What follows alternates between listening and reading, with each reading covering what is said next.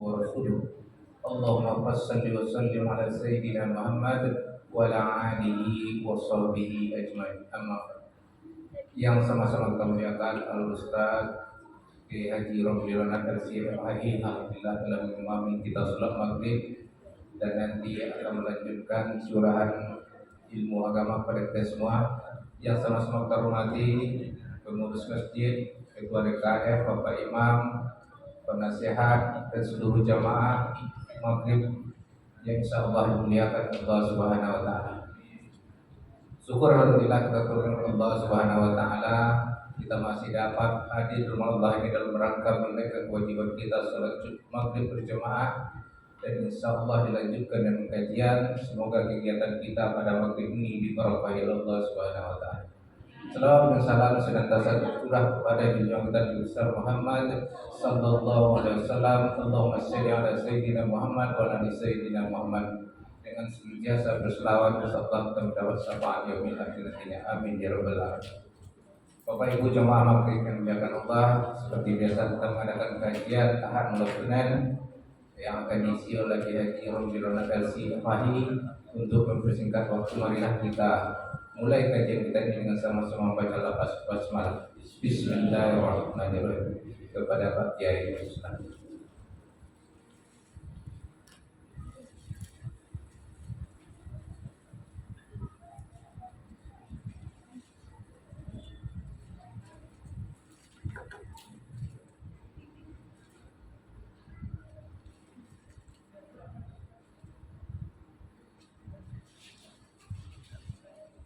Allah.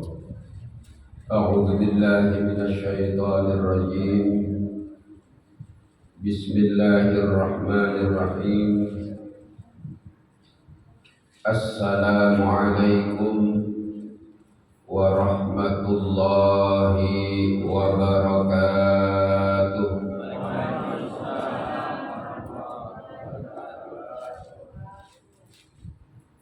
Alhamdulillahi rabbil alamin.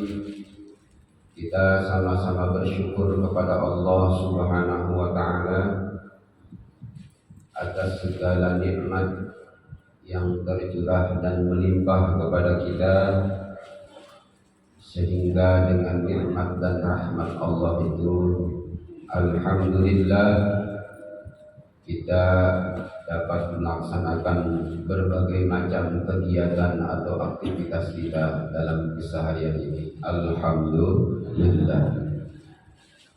Mudah-mudahan segala aktivitas yang kita lakukan semuanya bukan hanya sekedar menjadi bekal kehidupan dunia, akan tetapi kita betul-betul berharap kepada Allah yang kita lakukan itu juga berbuah keselamatan dan kebahagiaan abadi dalam kehidupan yang abadi kelak. Amin ya rabbal alamin.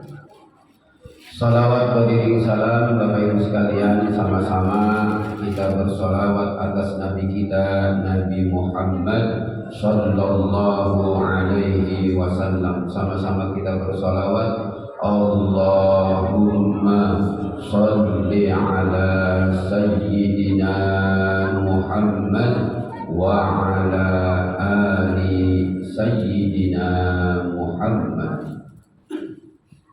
Yang sama-sama kita hormati dan kita muliakan para orang tua kita, tokoh masyarakat kita, para bapak-bapak haji dan ibu haji, terkhusus imam masjid kita Bapak Kiai Haji Dr. Andas Asy'ari Husain. Alhamdulillah beliau sehat walafiat. Mudah-mudahan Allah senantiasa menganugerahkan kekuatan lahir dan batin bagi beliau untuk terus beribadah dan mendoakan kita. Amin ya rabbal alamin. Yang sama-sama kita hormati Ketua DKM Masjid Al-Barakah Bapak Dr. Haji Budi beserta Khatib dan Bilal dan pengurus masjid yang lainnya, para orang tua kita yang lain yang sama-sama kita hormati dan kita muliakan, yang tidak bisa kita sebut nama itu persatu, namun tidak mengurangi rasa hormat kami yang lebih mulia. Bapak-bapak, ibu-ibu sekalian, hadirin hadirat jamaah Masjid Al-Barakah yang semuanya insya Allah mulia dan dimuliakan Allah Subhanahu wa Ta'ala. Amin ya Rabbal Alamin. Pada kesempatan malam hari ini kita melanjutkan bacaan kita, yaitu surah Al-Hasyr. Ya. Sampai di mana kita Bapak Ibu? Sampai di masjid ya. Alhamdulillah. Pada ayat yang lalu kita sama-sama membaca potret ketiga dari gambaran umat Islam. Ya. Potret pertama itu adalah orang-orang muhajirin, yang kedua orang-orang ansor, yang ketiga para tabi'in, orang-orang yang lahir setelah kehidupan Rasulullah Shallallahu Alaihi Wasallam sampai hari kiamat, orang-orang yang beriman kepada Allah dan mencontoh kehidupan mereka, menauladani para sahabat Nabi dan mencintai Rasulullah Shallallahu Alaihi Wasallam. Kita diberikan gambaran oleh Allah bahwa orang beriman setelah kehidupan para sahabat itu, mereka senantiasa memohon ampun kepada Allah. Wal alladzina ja'u min ba'dihim yaquluna rabbana ighfir lana. Ya, mereka senantiasa memohon ampun kepada Allah dan bagi saudara-saudara mereka. Jadi pengikut para sahabat yang mentauladani para sahabat, maka mereka punya keyakinan bahwa sesama orang beriman itu bersaudara. Itu ciri yang harus kita tauladani. Mereka wujud dari rasa persaudaraan yang ada di hati mereka itu senantiasa paling tidak mendoakan. Ya, paling tidak mendoakan. Syukur-syukur bisa nolong, bisa bantu. Kemudian di ayat berikutnya Allah jelaskan tentang sifat-sifat orang munafik. Ini gambaran berikutnya yang enggak boleh kita contoh orang munafik. Alam tara ilal ladzina, tidakkah kalian memperhatikan alladzina qalu, alladzina nafaqu, yaitu orang-orang munafik, yaquluna li ikhwanihim, mereka berkata kepada saudara-saudara mereka yang punya kepentingan yang sama, alladzina kafaru min ahlil kitab, yaitu orang-orang yang mengingkari kenabian Nabi Muhammad sallallahu alaihi wasallam, dari ahlul kitab. Mereka adalah orang-orang yang beriman kepada kitab yang diturunkan kepada Nabi Allah Musa alaihi salam, tetapi tidak beriman kepada Nabi Muhammad sallallahu alaihi wasallam, maka mereka dibilang orang kafir. Jadi yang tidak beriman kepada Rasulullah Muhammad sallallahu alaihi wasallam, maka dia disebut dengan istilah kafir dalam Al-Quran. Siapa aja yang tidak beriman kepada Nabi Muhammad sallallahu alaihi wasallam. Ini ungkapan Al-Quran. Maka jangan tersinggung kalau dibilang kafir. Itu istilah bagi orang-orang yang tidak mengimani Rasulullah Muhammad sallallahu alaihi wasallam. Apa kata mereka? La in ukhrijtum lanakhrujanna ma'akum. Orang-orang munafik ini meyakinkan orang-orang Yahudi suku Nadir, kalau kalian nanti terusir, seandainya kalah berperang dengan Muhammad dan bala tentaranya, la in ukhrijtum, kalau kalian terusir dari kampung halaman kalian, la nakhrujanna ma'akum. Ini kata orang munafik ini, meyakinkan orang Yahudi bahwa mereka akan menolong, setia kepada orang-orang Yahudi. La nakhrujanna ma'hum, sungguh benar-benar kami juga akan keluar menemani kalian.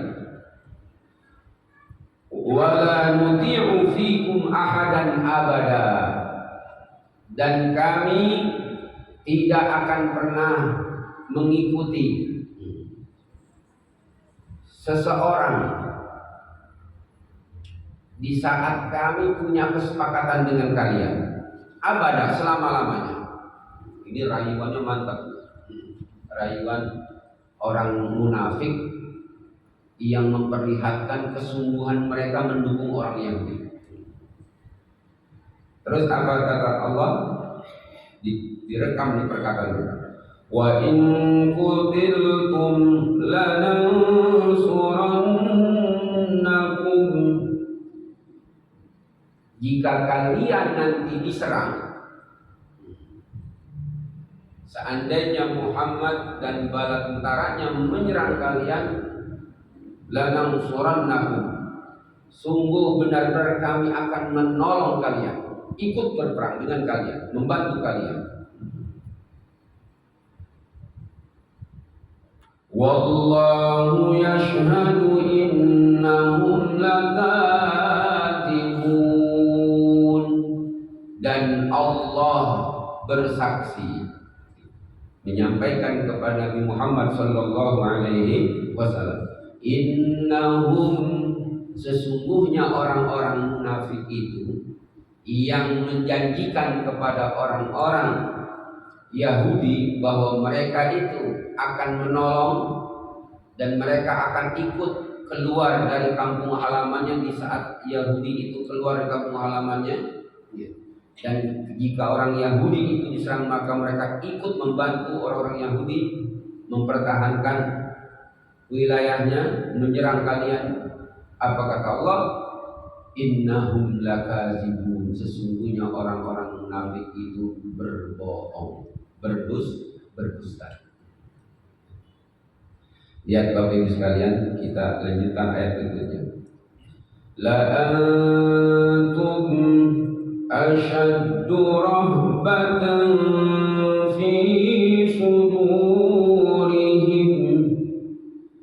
La antum, sungguh engkau ya Muhammad dan pasukanmu orang-orang Islam itu yang beriman kepadamu itu, asyaddu rahbatan, lebih ditakuti,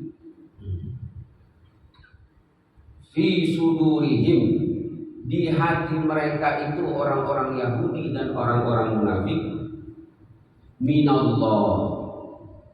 Jadi Allah ngasih tahu kepada Nabi Muhammad, Muhammad, ketahuilah olehmu bahwa engkau dan bala tentaramu itu lebih mereka takuti, rasa takut kepada engkau dan bala tentara engkau di hati mereka itu melebihi takutnya kepada Allah Subhanahu wa ta'ala. Ini ciri orang munafik, ciri orang Yahudi. Di saat itu mereka lebih takut kepada Nabi Muhammad, lebih takut kepada bala tentara Nabi Muhammad ketimbang takut sama Allah. Ada nggak perasaan itu di diri kita, Pak? Bu, perasaan itu ada nggak di diri kita? Lebih takut kepada orang daripada takut kepada Allah. Hah? Ada. Ya. Ini. Ya, Bapak Ibu, nanti kita lanjutkan. Oke. Kita baca ayat ini supaya selesai. Dzalika bi annahum qaumun la yafqahun. Dzalika, yang demikian itu mereka takut kepadamu dan bala tentaramu, melebihi takutnya kepada Allah. Itu disebabkan mereka itu adalah kaum la yafqahun, yang tidak paham. Lihat, mereka tidak paham tentang hakikat kehidupan ini, tidak paham kata-kata firman-firman Allah dalam kitab Yahudi, ya Taurat, Zabur, dan mereka juga tidak paham kata-kata firman-firman Allah yang mereka baca itu. Jadi memaham, lihat, yafqahu itu paham kata-kata, dari kata paham yang mendalam. Makanya fikih itu dari kata-kata faqiha yafqahu, yaitu memahami secara mendalam. Nah, makanya fikih itu sering berbeda. Kenapa? Karena ketajaman analisa seseorang yang satu dengan yang lainnya berbeda. Ini yang membuat terjadi perbedaan. Ini sering kali, makanya fikih itu wajar kalau ada perbedaan pendapat. Perbedaan pendapat itu dibolehkan. Perbedaan pendapat itu dibolehkan. Yang tidak dibolehkan itu perbedaan tujuan. Lihat, apa Bu? Perbedaan pendapat itu boleh. Yang nggak boleh perbedaan tujuan. Tujuannya sama. Iya ya. Mengabdi kepada Allah, berusaha beribadah sebaik-baiknya. Itu tujuannya. Adapun nanti tata caranya itu boleh jadi berbeda. Orang bacaan buku yang satu dengan yang lain kan banyak jenis-jenis bacaan buku. Ada subhanallah wa bihamdihi, ya, subhanallahil azim wa bihamdihi. Ada subuhun qudusun rabbul malaikati war ruh. Ada lagi subhanatil jabarut wal malakut wal kibriyai wal azamah. Itu macam-macam bacaan ruku. Tapi tujuannya sama. Apa itu?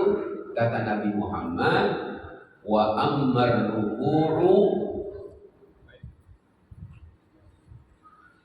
liyu'azzimu rabbakum. Adapun ruku itu tujuannya adalah engkau mengagungkan Tuhan di saat ruku. Jadi bacaan-bacaannya itu dalam ruku tujuannya adalah mengagungkan Allah. Tujuannya sama, mengagungkan Allah. Jenis bacaannya yang dicontohkan Nabi banyak. Nah, seperti itu. Nah, di sini Bapak Ibu sekalian, kata Allah, mereka itu orang-orang Yahudi dan orang-orang munafik.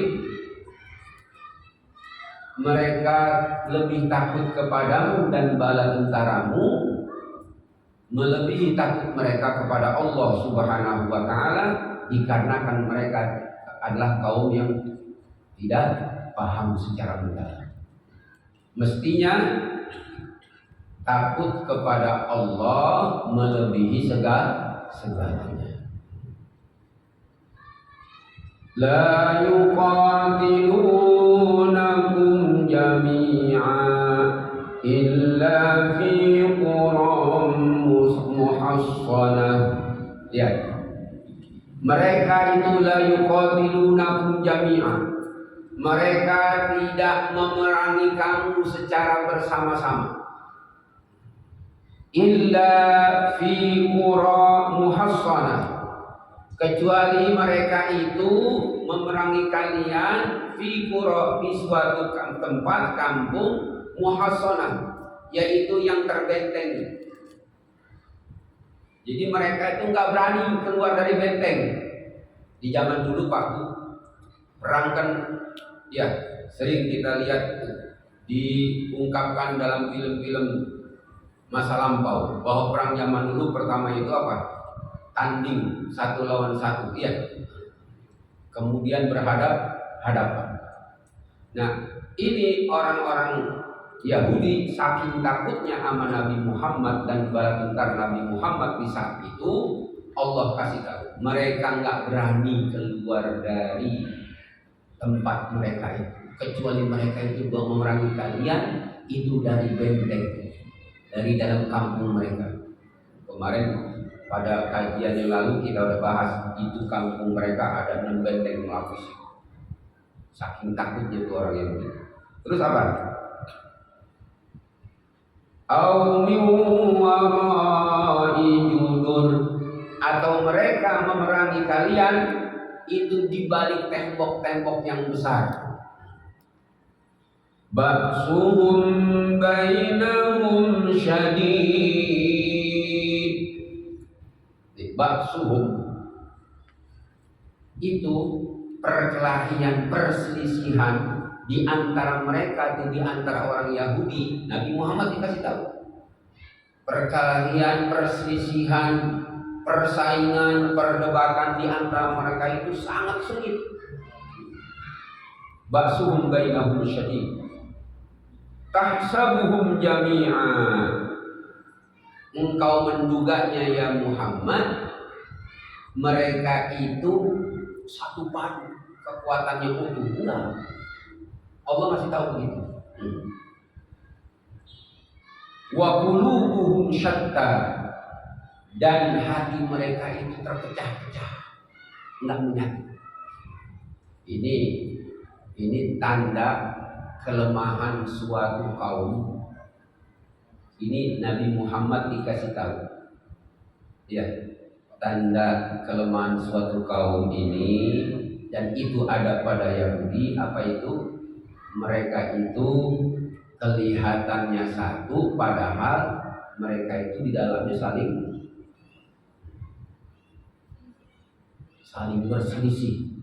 Perselisihan mereka, perdebatan mereka sangat sengit. Yang kedua, kelihatannya kompak padahal enggak. Terus kata Allah, dan hati mereka itu enggak satu, terpecah satu sama lainnya. Mereka punya kepentingan masing-masing. Jadi Nabi Muhammad dikasih gambaran oleh Allah begitu. Itu adalah kaum Yahudi yang kamu akan hadapi. Terus apa kata Allah? Dzalika bi annahum qaumun la yaqilun. Kan mereka itu, yang demikian itu, mereka itu, kenapa mereka seperti itu? Mereka itu adalah kaum yang tidak berakal. Ya, akal mereka itu, Bapak Ibu sekalian, lihat, mereka hanya memikirkan pribadi-pribadi saja.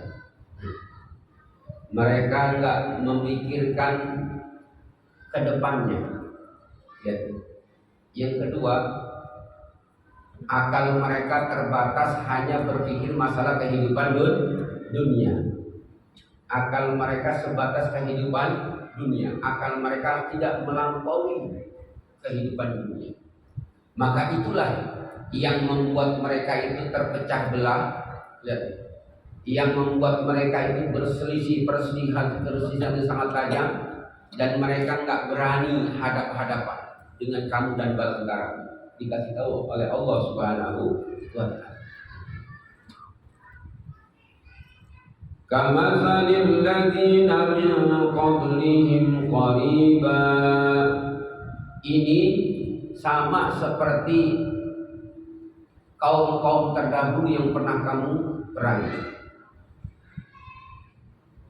Dzaqu wabala amrihim wa lahum 'adzabun alim. Mereka itu Bapak Ibu sekalian, orang-orang Yahudi yang pernah terusir juga oleh Rasulullah Shallallahu Alaihi Wasallam, itu akibat perselisihan di antara mereka, akibat dari amalan-amalan kemungkaran yang mereka lakukan terhadap kaum-kaum yang lainnya. Maka bagi mereka juga adalah azab yang pedih. Kama tadi syaitan idh qala lil insani kfur, seperti sebagaimana syaitan ketika berkata kepada manusia ukfur, lihat, berbuatlah kekafiran, berbuatlah sesuatu yang dilarang oleh Allah Subhanahu wa taala. Falamma kafara, ketika manusia itu berbuat kemungkaran, berbuat indikasi kepada kekufuran, maka setan berkata, qala inni bari'um minka, saya bebas, saya lepas diri dari perbuatan kalian. Inni akhafullah, sesungguhnya aku takut kepada Allah. Ini apa? Ini Allah memberikan gambaran bagaimana orang munafik merayu orang Yahudi supaya melawan Nabi Muhammad dan bala tentaranya. Tadi memberikan janjian bahwa mereka ini kalau diserang mereka akan membantu, kalau mereka terusir mereka juga akan pergi. Lihat nih, apa kata Allah? Itu perkataan orang-orang munafik kepada orang-orang Yahudi itu seperti perkataan syaitan kepada manusia ketika mendorong-dorong manusia untuk berbuat yang dilarang oleh Allah. Kemudian pas nanti di akhirat para syaitan angkat tangan, mereka berlepas diri. Nah, ini ungkapan yang diungkap oleh Allah Subhanahu wa taala, diberitahu kepada Nabi Muhammad sallallahu alaihi wasallam. Di sini kita dapat pelajaran Bapak Ibu sekalian, pentingnya kita merawat persatuan dan kesatuan umat. Yang kedua, jangan sampai takut kita kepada manusia melebihi takut kita kepada Allah Subhanahu wa taala. Nah, inilah rentetan dari ciri-ciri orang Yahudi suku Nadir dan ciri-ciri sifat-sifat orang munafik yang diberikan gambaran oleh Allah Subhanahu wa taala di dalam surah Al-Hasyr yang diceritakan kepada Nabi Muhammad sallallahu alaihi wasallam, kemudian diabadikan oleh Allah dalam surah Al-Hasyr. Ini akan menjadi pelajaran bagi kita semuanya. Mudah-mudahan kita bisa dapat mengambil pelajaran. Silahkan Bapak Ibu sekalian, apabila kalau ada yang mau ditanyakan. Ya, silakan Pak Haji Ismail. Waalaikumsalam warahmatullahi wabarakatuh.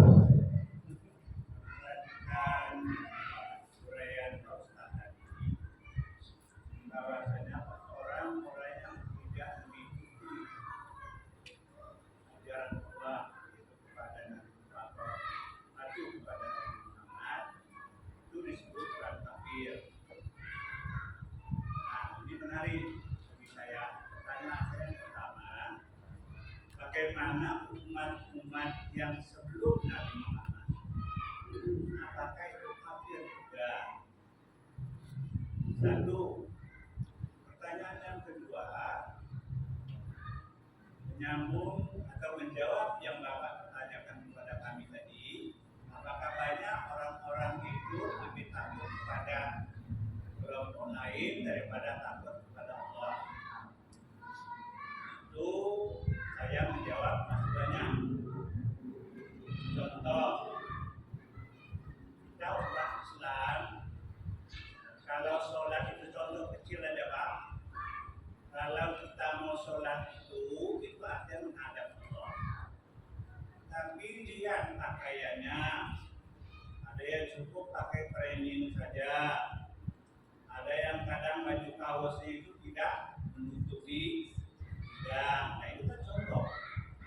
Nah ini hal yang semacam ini bagaimana? Nah itu pertanyaan yang pertama. Pertanyaan yang kedua, saya masih berputar kepada sholat. Sholat itu ada 7 komponen tubuh.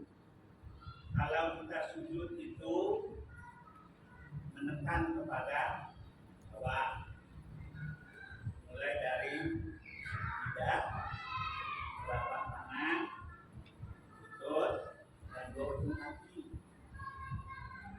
Itu yang benar katanya. Tapi ternyata masih banyak yang tidak seperti itu. Bahkan ada juga yang bukan saja tidak, tapi juga hidung. Dan lalu lanjutan berikutnya, bagaimana dengan kaum wanita? Kaum wanita kan hubungan tangannya ini katanya juga ini. Nah ini mohon penjelasan supaya karena memang sholat ini kata-kata para ustadz, kalau sholatnya sudah baik, insya Allah ke depannya itu akan menjadi baik. Apalagi menurut Ustaz Sunnah, kalau salah membaca Fatihah saja sholatnya tidak sah. Menurut Ustaz Hidayat, kalau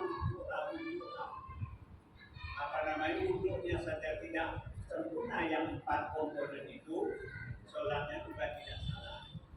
Juga salah, itu tidak sama. Nah ini mohon penjelasan Pak Ustadz supaya kami ini saya masih berputar kepada sholat itu. Terima kasih. Ya, Bapak Ibu sekalian yang dirahmati Allah. Jadi di saat Allah mengutus seorang Rasul, ya, maka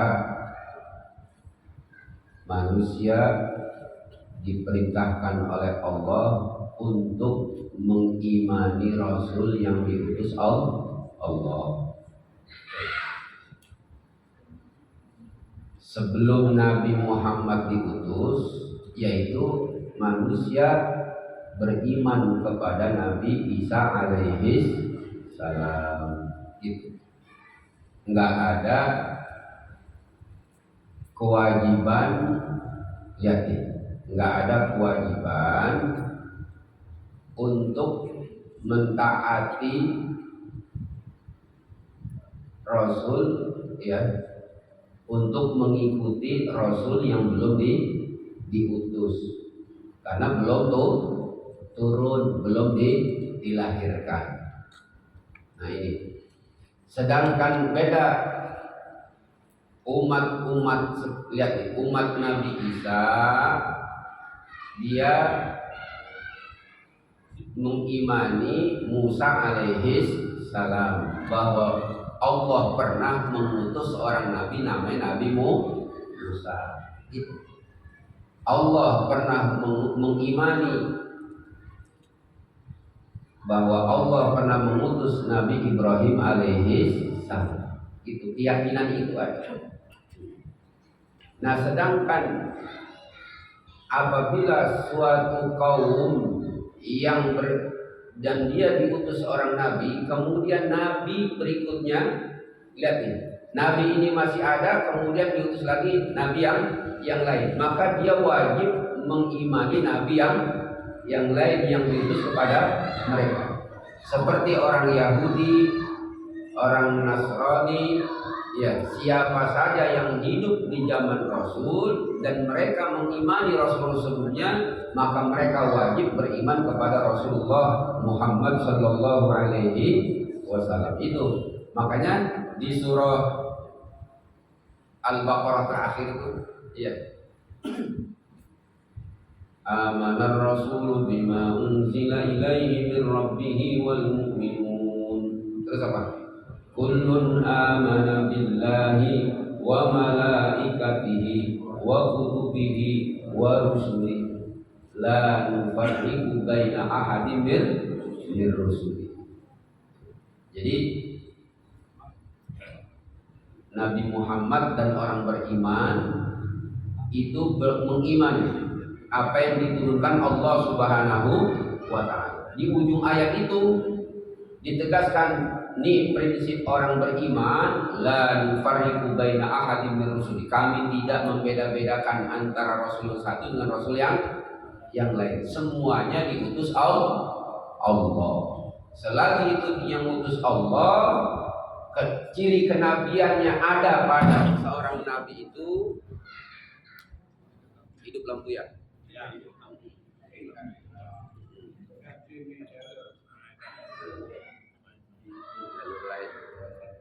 Alhamdulillah. Itu. Jadi mengimani seluruh nabi yang diutus Allah. Nah, salahnya orang-orang yang ada sebagian orang yang beriman kepada Nabi Isa tetapi tidak beriman kepada Nabi Muhammad. Itu di situ salahnya. Menurut ajaran Islam. Nah, yang berikutnya Bapak Ibu sekalian, apa tadi? Yang kedua, takut. Lihat ya. Takut kepada manusia melebihi takut kepada Allah Subhanahu wa taala. Ini Bapak Ibu sekalian, kita ini umat Islam, selagi kita manusia pasti ada rasa takut. Betul loh, benar? Iya, pasti ada rasa takut. Rasa takut itu ada yang masih tahap di pemikiran. Ada rasa takut yang di hati, sampai hati.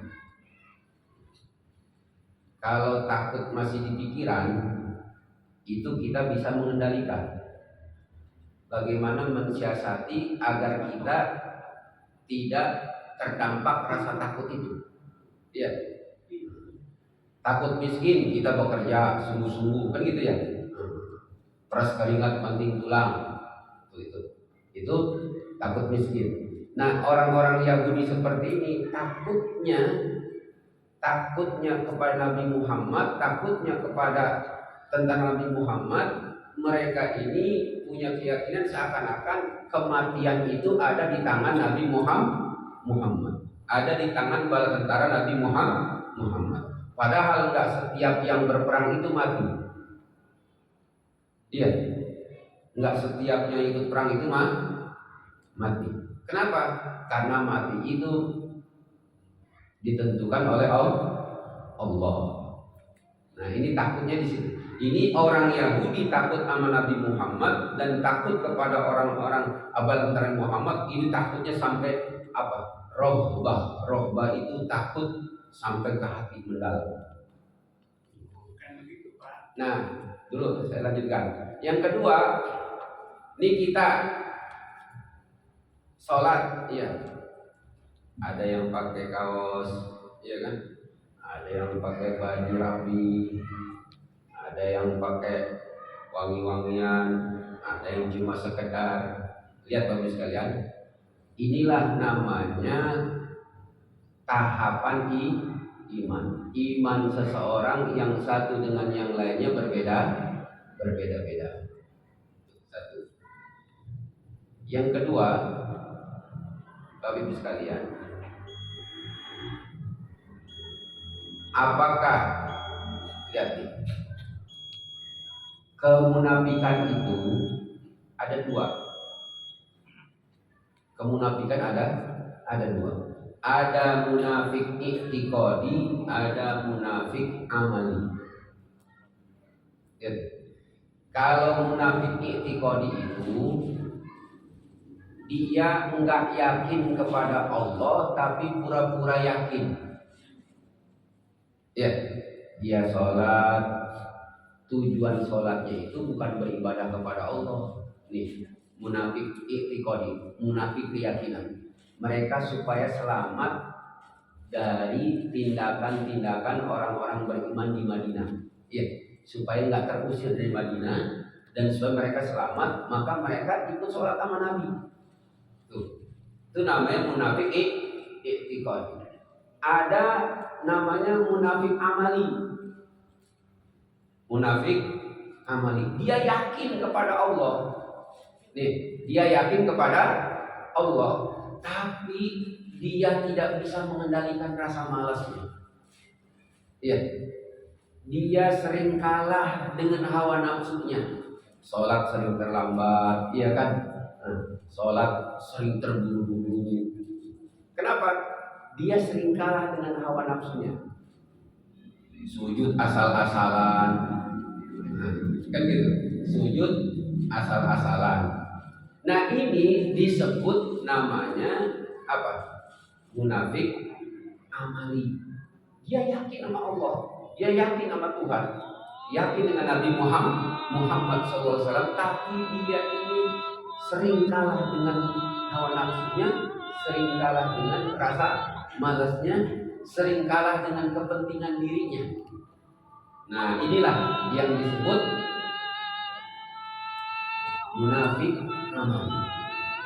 Nah itu nyambungnya ke situ. Makanya ada orang sembarangan sholat asal-asalan. Nah ini perlu adanya pertama belajar kayak gini. Iya. Pembelajaran ini adalah untuk meningkatkan wawasan. Kalau wawasan bertambah, akal terbuka, maka ilmu ini akan menambah kekuatan dan ketebalan iman. Oh ternyata setelah belajar yang namanya sujud itu ada 7 anggota sujud, kan gitu. Nah, kan jadi itu dicontohkan sama Rasulullah Sallallahu Alaihi Wasallam. Akhirnya dia belajar dari situ. Dia sujud mulai seperti apa yang diajarkan oleh Rasulullah Sallallahu Alaihi Wasallam. Kemudian waktu dia belum belajar,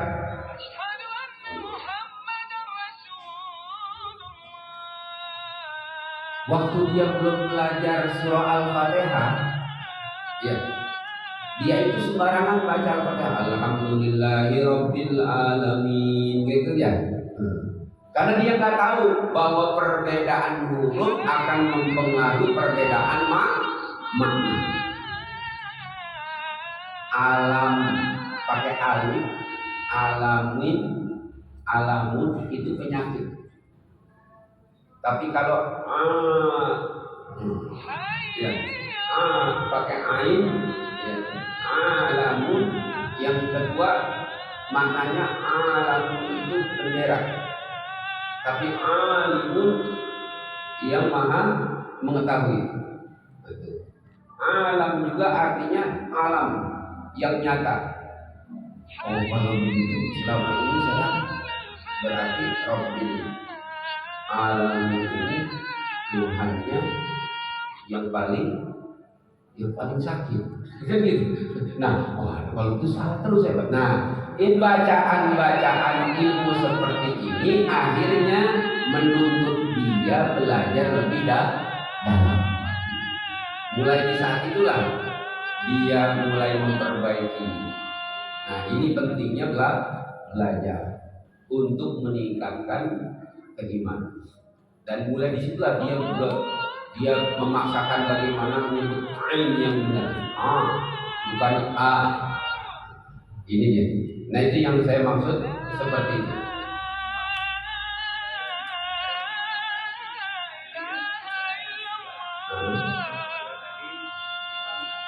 Banyak orang yang takut kepada kelompok orang daripada kepada Allah. Nah itu tadi sholat saya katakan contoh kecil saja. Nah kalau orang yang takut kepada Allah itu kan contohnya tadi. Nah ini kalau orang yang takut kepada gubernur, nah menghadap gubernur pakai jas, pakai baju batik bagus. Nah berarti dia lebih takut kepada gubernur, lebih takut kepada menteri daripada takut kepada Allah. Itu yang saya masukkan. Contohnya itu dari contoh kecil saja. Ya betul. Nah itulah makanya tadi ya lihat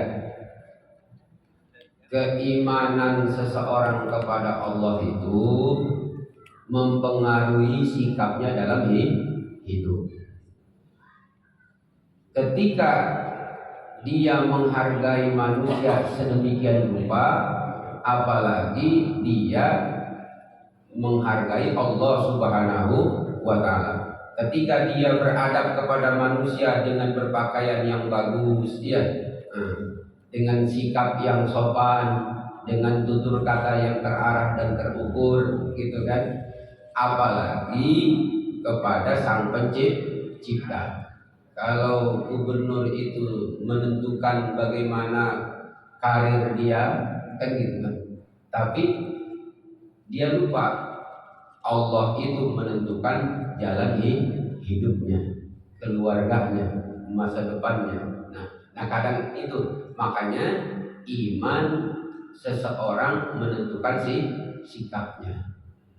Ini penting bagi kita memantapkan keimanan kepada Allah Subhanahu wa Ta'ala. Ini pentingnya kita ngaji sehingga ada peningkatan bagaimana beradab kepada Allah, bagaimana beradab kepada orang alim, bagaimana beradab kepada sesama manusia insya Allah. Nanti kita lanjutkan pada kesempatan yang akan datang karena waktu yang terbatas. Mohon maaf atas segala kekurangan.